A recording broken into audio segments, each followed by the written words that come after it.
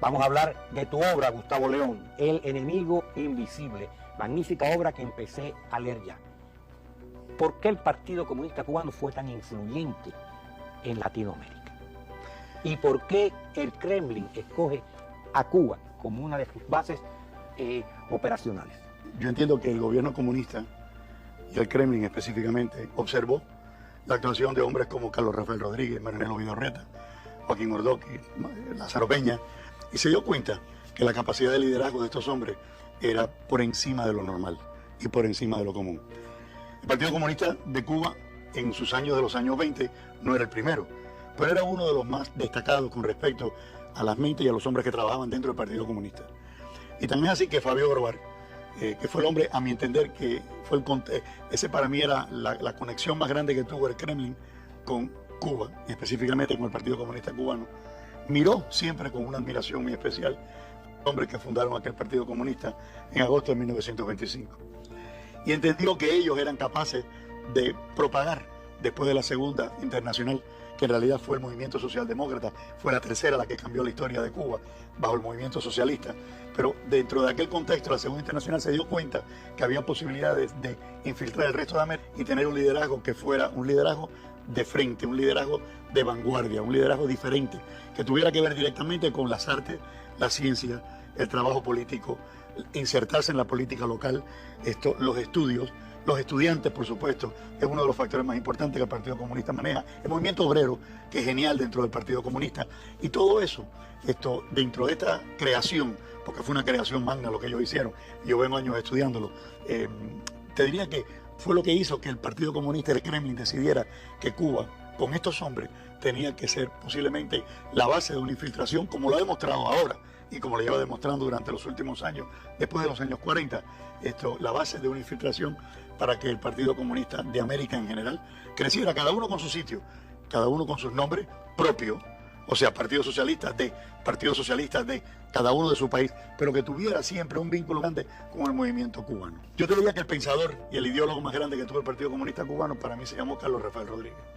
No cabe la menor duda que era un individuo brillante. Y te digo esto porque si nosotros miramos Vicente Lombardo Toledano, presidente del miembro principal del Partido Comunista de los Trabajadores Mundiales. Cuando Lombardo Toledano tenía que hacer alguna decisión importante en el Caribe, llamaba a su homólogo, a Lázaro Peña. ¿Qué es lo que hacía que Lázaro Peña, ese negro histórico cubano, miembro del Partido Comunista, fuera tan importante en el movimiento obrero? Su liderazgo, su proselitismo, su dialéctica y su preparación. Y esto es lo que en realidad el Partido Comunista ha venido trabajando por años en las narices nuestras y nosotros no nos dimos cuenta. Y no nos dimos cuenta porque no le prestamos atención a los hombres que se dedicaron a estudiar el movimiento comunista cubano. Ha sido Salvador Díaz Versón. Que la educación mía dentro del movimiento comunista comienza aprendiendo sobre el trabajo que Salvador hizo a través del movimiento comunista cubano dentro de la infiltración y la destrucción de las sociedades civilizadas y de los movimientos demócratas de América. Y de hecho aquí hay otra obra muy interesante en este país, aquí en Miami, que lo escribieron dos hombres, que es una obra mucho más grande, que lo hizo Alonso Ávila y García Monte. Fueron dos individuos que cuando escribieron sobre el Partido Comunista y pusieron la historia del Partido Comunista, fueron detallados en todo ese proceso del movimiento comunista. Luego, nosotros sí teníamos información, sí teníamos trabajo. Lo que pasa es que nunca nos dedicamos a estudiar cómo es que ellos funcionan y cómo trabajan. En el año 40 y pico, la década de los 40, cuando hubo problemas en el Partido Comunista colombiano y hubo diferencias entre Vieira, que es el Partido Socialista, el Partido Comunista normal, estratégico, y el Partido Socialista de los Trabajadores, Fabio Grobar recibió una notificación, por ejemplo, de Stalin. Y Stalin le dijo, yo quiero que tú me mandes a alguien que sea el mediador de este problema. Y les mandó a Carlos Rafael Rodríguez. Carlos Rafael Rodríguez, después que se reunió con los dos y me dio como mediador, regresó. Yo creo que el que debe dirigir el Partido Comunista debe ser Vieira. Eso se notificó al Kremlin y la próxima decisión del Kremlin es que sea Vieira.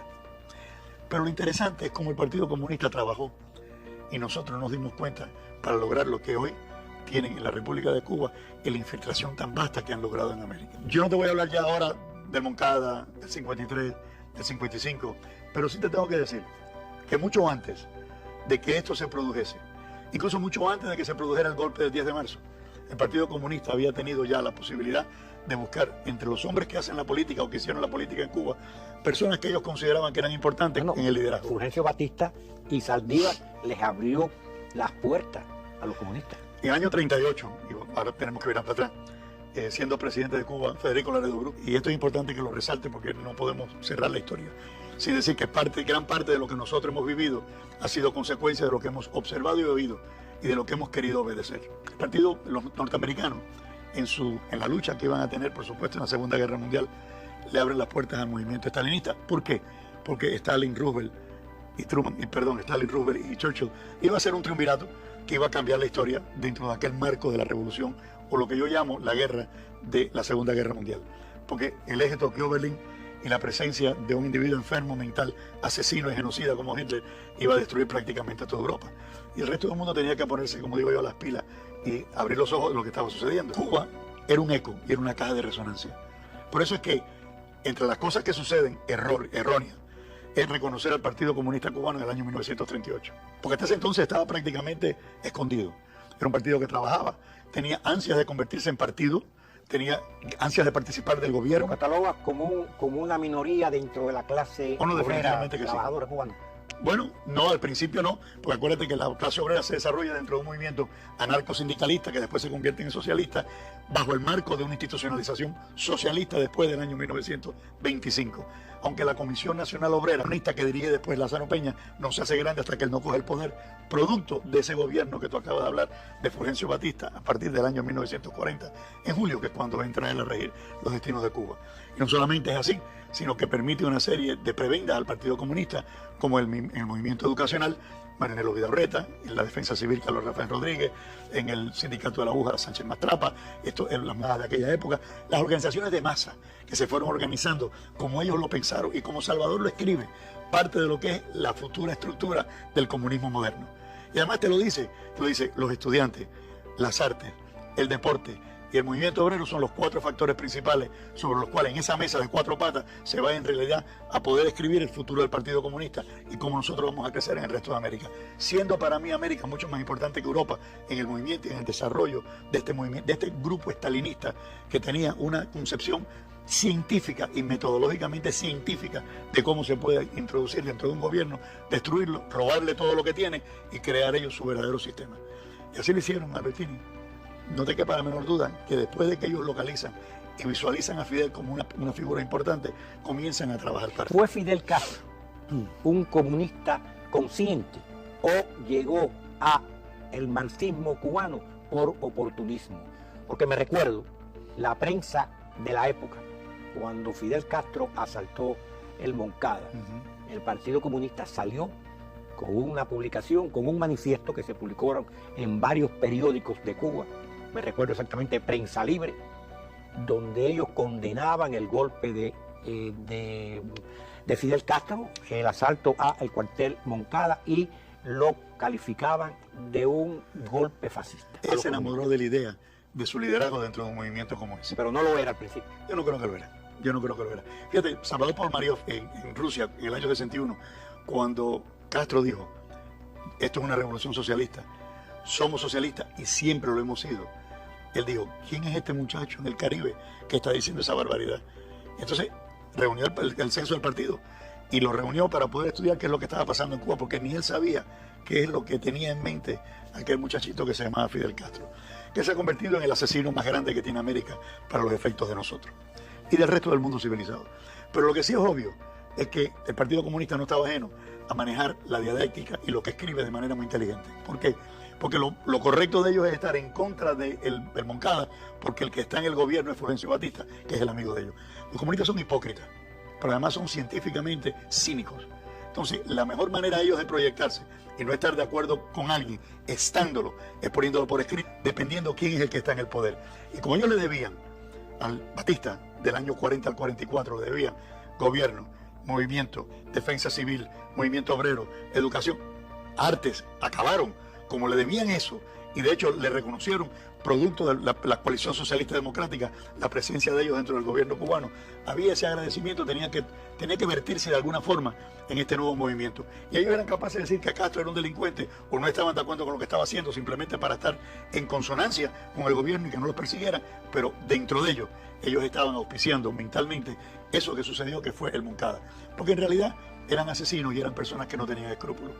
Y eso nos llevó a nosotros a dejarnos engañar durante mucho tiempo. Y en realidad yo no creo que Cuba persiguió de verdad al Partido Comunista 52 al año 58. Cuba no salió a la calle a destruir al movimiento comunista. Cuba no salió a la calle a perseguirlos, a destruirlos, a ponerlos presos y a condenarlos. Bueno, es que el comunista desde la oposición colaboró para que se realizaran grandes beneficios por la clase. Pero claro que sí. Claro, pero claro o sea que sí. y eso es que hay que reconocerlo. Claro Hombres sí. como Jesús Menéndez, por ejemplo, en el sector azucarero. Porque fueron gente inteligente, eran gente muy brillante. Tan es así que cuando sucede el episodio cubano y nosotros tenemos que marchar al exilio, yo siempre estaba mirando que en el año 92 se cayó la cortina de hierro. El condado Miami-Dade cambió su nombre. No era el condado de Miami, sino se hizo Miami-Dade. Y eso simplemente pasó como una experiencia democrática en un periódico. Sin embargo, para los efectos de la estructura comunista en Cuba, aquello no quedó en el vacío. Aquello disparó inmediatamente un dispositivo del Ministerio del Interior de cómo mirar el resto del exilio y cómo mirar esta séptima provincia que está aquí. Porque supuestamente éramos, y digo éramos porque yo no creo que ya lo somos, pero éramos la provincia más anticomunista o más antifidelista que tenía en realidad el gobierno de Castro. Yo no creo que seamos igual ya, pero esto es lo que era en los años 60. Y luego obviamente cuando en el 60 y en el 90 se producen los cambios importantes dentro de la ciudad, ellos no pierden eso de vista y comienzan a estructurar los nuevos partidos socialistas y comunistas y la infiltración de Miami, cómo va a cambiar con respecto a la sociedad que vive en este país. Y en el libro mío yo tengo la delicadeza de hablar cómo ellos fueron trabajando a través del movimiento comunista, primero el Partido Socialista de los Trabajadores, segundo el Partido Comunista Institucional de ellos, tercero el Partido Comunista Revolucionario, y cómo fueron sembrándose en la ciudad de Miami para poder continuar en un trabajo que había comenzado quizás el Ministerio del Interior en Cuba en los años 60, bajo los auspicios de gente muy inteligente, para infiltrar, destruir, desinformar y socavar las bases de la República. Yo te pregunto, ¿cómo se proyectan hoy en día cuando la Meca, el Kremlin, es una lontananza? Porque después de la Tercera Internacional se dieron cuenta que el partido no podía estar regido por un solo sitio. Y entonces sembraron en el exterior la alternativa y los mecanismos de relevo. Entre ellos los americanos, que se convirtieron en el año 92 en adelante en el partido principal, que de hecho fueron a Cuba a negociar con Castro cómo es que iban a manejar el movimiento Castro-Guevarista y cómo eso iba a impactar al resto de América. Y mira cómo lo han hecho prácticamente todos los países de América. O los presidentes han sido guerrilleros italianos o los presidentes son socialistas. O sea que para los efectos ellos han ganado un territorio que ni siquiera lo soñaron, producto de un trabajo científicamente hecho desde la Tercera Internacional. Después que tú lees ese libro, posiblemente aquellas personas que no saben nada, porque habrá que saber mucho más, por supuesto, pero aquellos que no saben mucho, no saben nada, cuando lo lean se dan cuenta de dónde estamos y qué nos está sucediendo y por qué tenemos que estar tan alerta y no dejarnos engañar, porque ellos trabajan mucho mejor, que no tienen tiempo, nada más que poner los frijoles en su casa, mantener su familia y educar a sus hijos.